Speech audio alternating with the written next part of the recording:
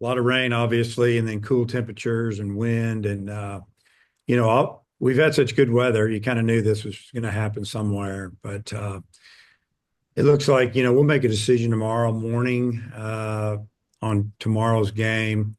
Can't really go off of, I don't know, this far in advance would be tough to move a Friday game because of what you're seeing on Thursday morning. So we're going to get together in the morning and kind of look at the long range. Obviously, we're in touch with two different weather services and getting their opinions and then make a decision on Friday's game and then how we're going to handle Saturday. And, because Saturday we're scheduled to play at 6. If we have to move that up to catch a window to get a game in, that's what we would do. And then somehow between Saturday and Sunday late afternoon, get 3 games in if we don't play tomorrow. And then are you sticking with the same starting rotation for this weekend? Yeah, as of now, those 3 pitchers will pitch. That would be the order we would go in if everything's on time. Friday, Saturday, Sunday. If we figure out tomorrow that something's changed, I mean, we might change who starts what order, but yeah, that'll be the 3. And then do you have an update on Gage Wood? Could we see him this weekend potentially? No, no, won't see him this weekend. Jackson, go ahead. Hey Dave, the offense has been so good this year, and you've got 3 guys that have transferred in who are all gonna, I mean, looks like they're gonna set career high marks like for home runs against, arguably better competition in the SEC. I'm just curious, like, I know it's the midway point of the season, but any, vindication pride from the coaching staff and the development you guys have been able to do with the guys you brought in this offseason? Well, give credit to the first off the players for coming in and working extremely hard, getting stronger. And then, Coach Thompson and Coach Warnes working with our hitters, developing our hitters.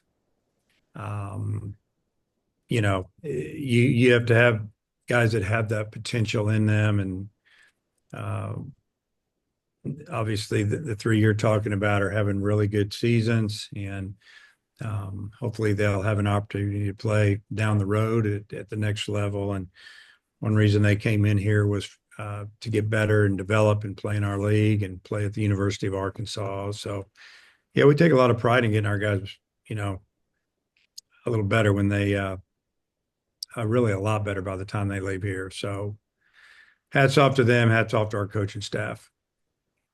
Jimenez, I think it was 35 pitches against Ole Miss, 45 South Carolina. I might be having this backwards, but and then nearly 60 against Vanderbilt. Is it like ramping him up every weekend? And is there maybe a point where that stops because he's coming off of the Tommy John, or is it just keep going until, he's just where every other pitcher is on the roster?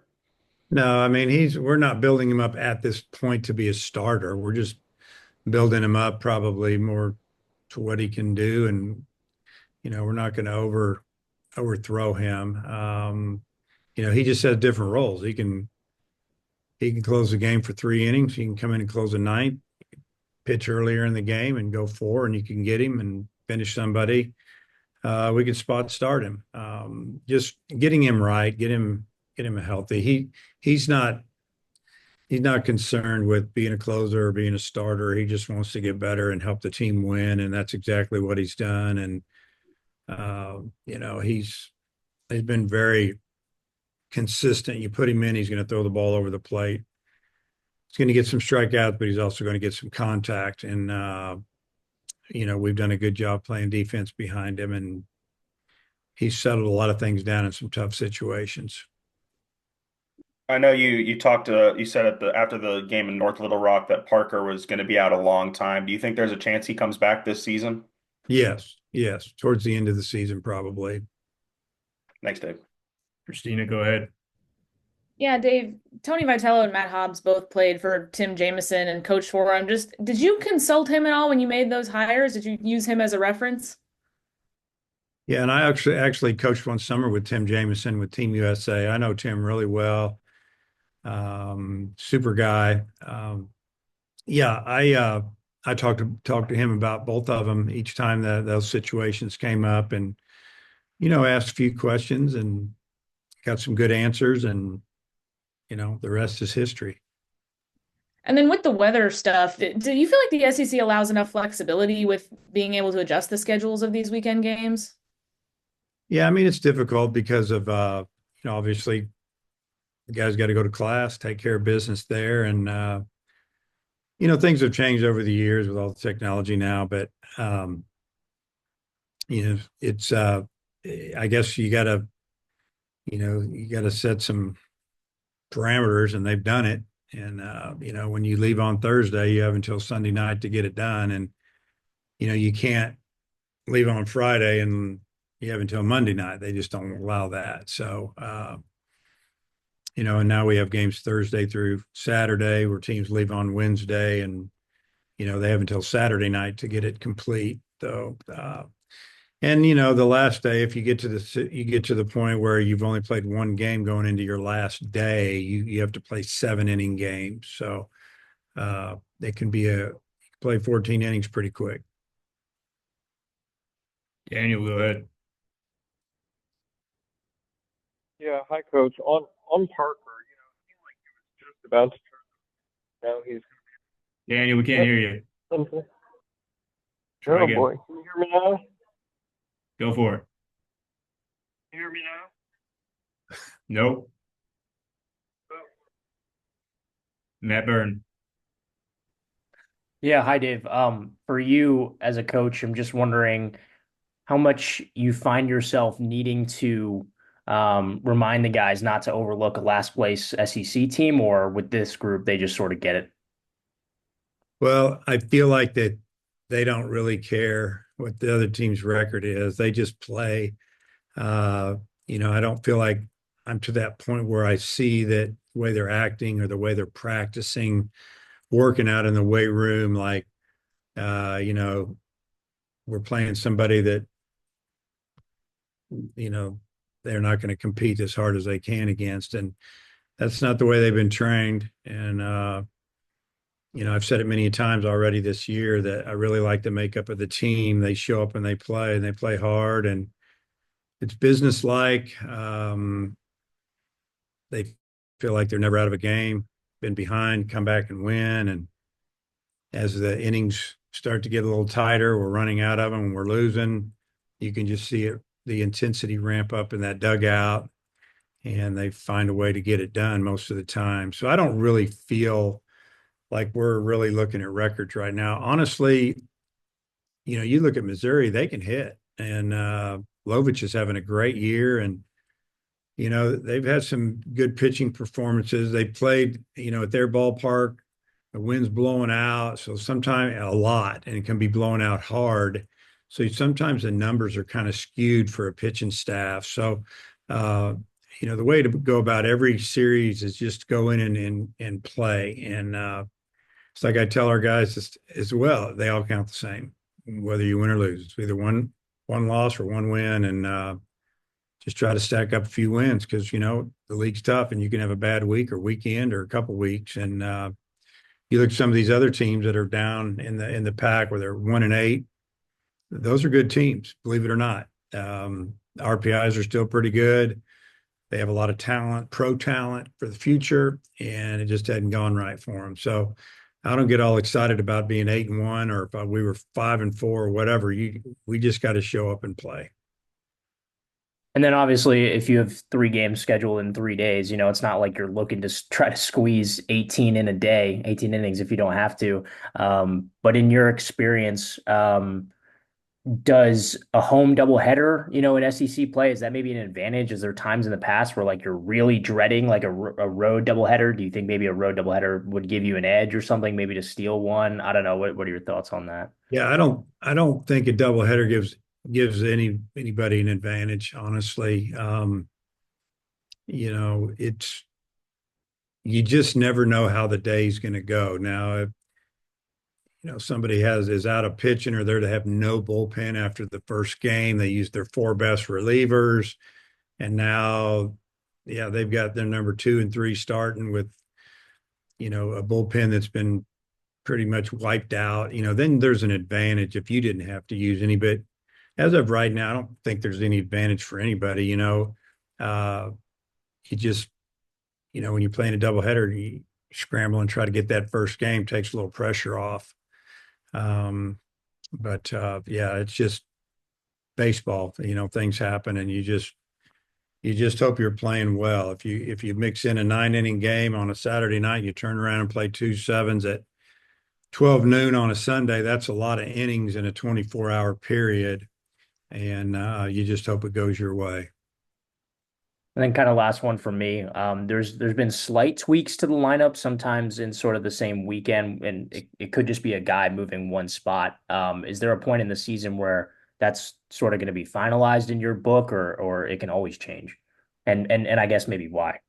Well, the last weekend we played the same guys all 3 games and just moved a left-handed hitter behind a couple of right-handed hitters when they started a lefty. That was the only move that was really made.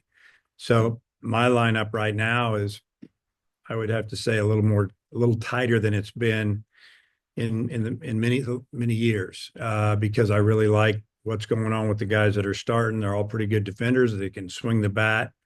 We're playing well when they're together. There's some guys on the bench that are good, that try to get them in as best I can, but sometimes it's just going to be situational. But yeah, the lineup is established pretty good right now, especially if you look at maybe the history of the last couple of years, because of, we weren't as offensive. It wasn't as easy to write up a lineup now it is.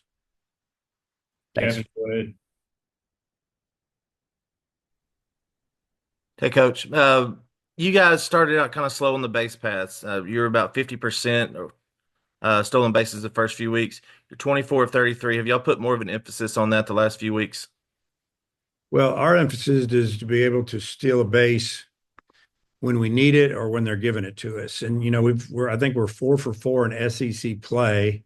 And I know 3 of the times we stole bases in SEC play, they knew we were going to run. We were down a run or it was tied. We were trying to get into scoring position with 2 outs, 1 out, whatever the situation was, mostly 2 outs. So that was good. A couple of the earlier stolen bases that when we were caught stealing, where guys were leaving first movement on a lefty and we guessed wrong and he picked. So there's a couple, 3 of getting thrown out there, and then another 1 or 2 are maybe a missed hit and run where we swung and missed, didn't make contact, tough pitch or whatever. So kind of got off to a bad start that way, but really it's picked up, over the last couple of weeks, actually, maybe 4 or 5 games. And yeah, we emphasize it. It's in our practice plan today, working on base running, working on starts, stealing, making good decisions, talking about it. If you don't get a jump, don't run. We may give them the steal, but if they don't get a jump, don't steal. Right. Because I don't want a guy coming back to me and I'll ask him, and I already know the answer, but I ask him anyway, hey, how was your jump?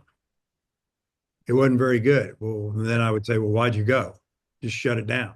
And so, these are things you have to train him to do. You have to work on it and, simulate a slide step or quick to the plate and see if they'll shut it down. So, yeah, it's always important to be able to get one when you need it. You got to have the right guys out there. Try not to be running ourselves out of innings, because we can hit the ball over your head and hit doubles and score that way. So, but it's good to have that in your back pocket, so to speak. Thanks. Coach, come back around. Close it out. Yeah, I think Daniel was using the U of A Wi-Fi, but he was wanting to ask you about Parker Coyle. When a guy's turned the corner like that, how tough is it whenever he has a injury setback like this, and how do you kind of navigate that? Well, it's tough for him because he's all of a sudden he's gone from making the travel squad as a sophomore and pitching a little bit here and there to being one of our main pitchers. Getting a guy that comes in and throws strikes. He's developed another pitch or 2 in the last year, went out and played summer ball, got better. Feel bad for him. And then as far as the team, that was a weapon for us out of the bullpen, so to speak. And now we don't have it.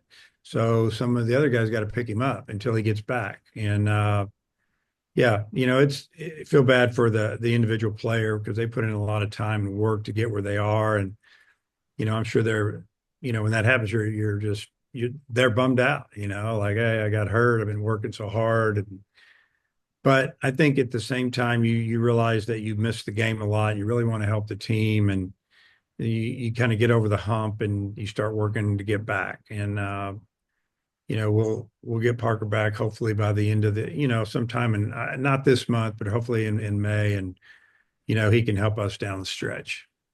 You mentioned some other guys stepping up. How critical are guys like Colin Fisher and Cole Gibbler? What do you need to see out of them? With Parker being out. Well, those are the two guys, and I thought Gibbler was outstanding the other night. In Little Rock, he struck out. I think he got 6 outs for us, and 5 of them were by strikeout, and it was really good to see. Colin, in my opinion, wasn't as sharp as normal.